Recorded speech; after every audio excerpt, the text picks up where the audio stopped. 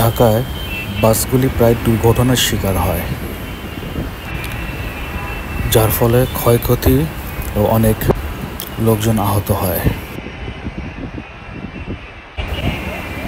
সংঘর্ষ থেকে শুরু করে বাস খালে পড়ে যাওয়া, এমনকি ফুটপাত ও টোল প্লাজাতেও বাস দুর্ঘটনার ঘটনাও ঘটে।